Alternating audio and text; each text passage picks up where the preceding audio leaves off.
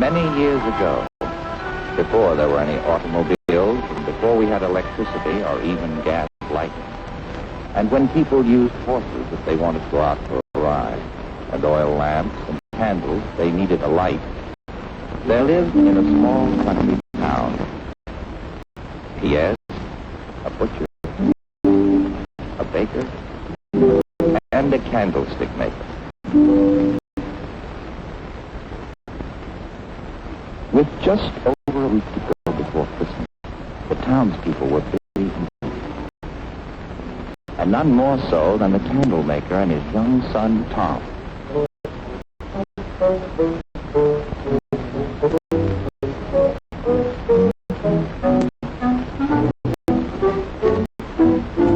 For in those days, quite small boys were expected to behave like grown men.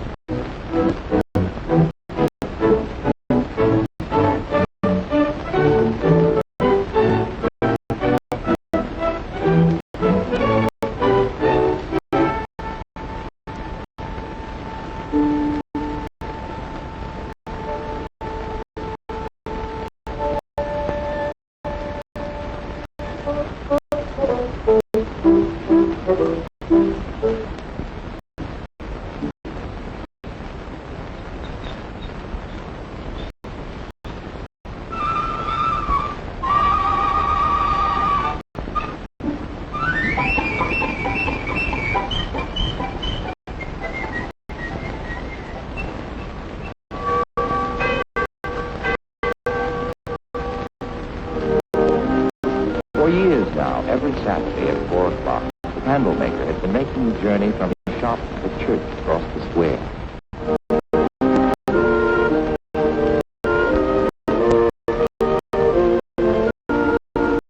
Because God had been so good to him and blessed his home and his work, he showed his gratitude by giving his finest candles to shine up the altar as an offering to God.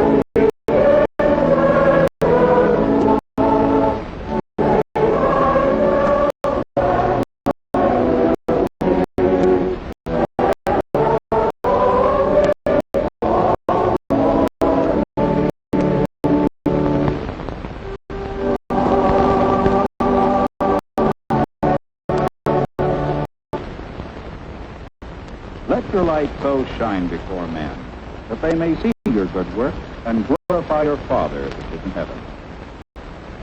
Whenever I read these words of Jesus, I think of one of our own people, our friend the candle maker. Like a good steward, shows his love for God by giving his most beautiful candles to light the cross upon our altar. I pray that all of us will always give in this same spirit, to show our love for the Father, who blessed us with a Christ child. The family was up early next morning, for a busy week lay ahead. The candle maker had to deliver quantities of Christmas candles of all shapes and sizes to the outlying farms and villages. Hurry up, son. Coming, Father. No, I'm not going away forever. I'll be back on Christmas Eve in time for service. Look after your mother, son. And there are plenty of candles to be made. Don't worry, Father. Don't forget this week, I'm leaving you to make the second altar. I have made only one. And remember, both must be taken over to church by 4 o'clock Saturday. Yes, Father. Goodbye now. Goodbye. Bye, Father.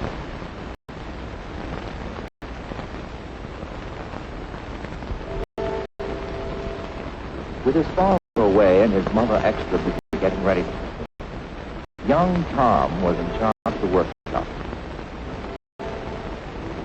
with the task of turning out many candles a day. And then there was the altar candle for the Christmas Eve service on Saturday.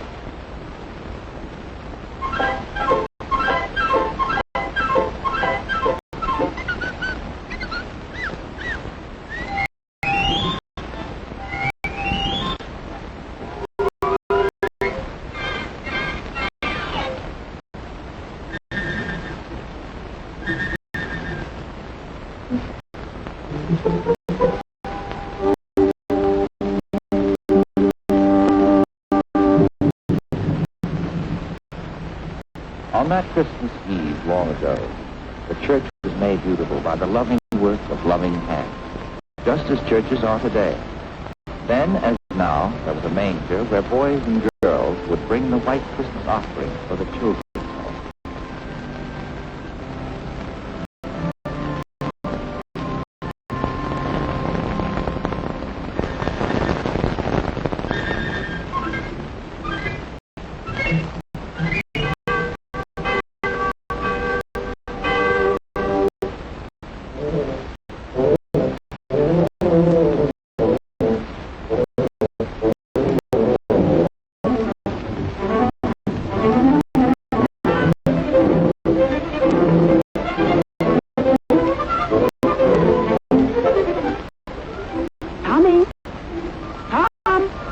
Get washed up for supper. Your father will be home soon.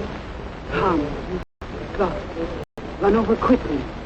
And be careful you don't drop. I'm sorry I was late for the candle, Pastor. Never mind. You did, too. And just in time, too. Look who's coming.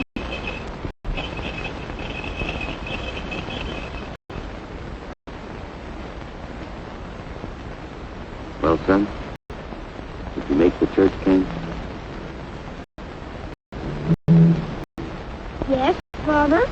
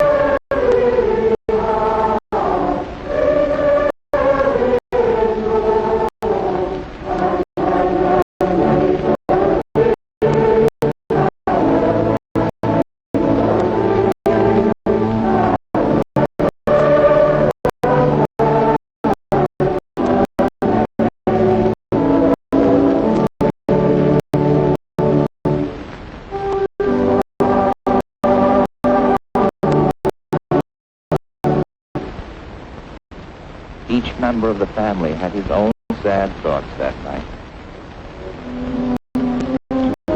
A son of mine should make such a candle, a worthless candle that won't shine. And after all, Young Tom knew what his parents were thinking, that he had failed them, and that he had failed God.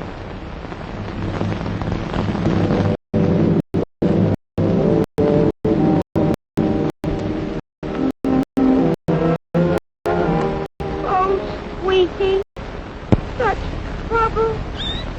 I have to make it all over. I wish I could make it over easily. Candy. Won't you please? Jesus will help.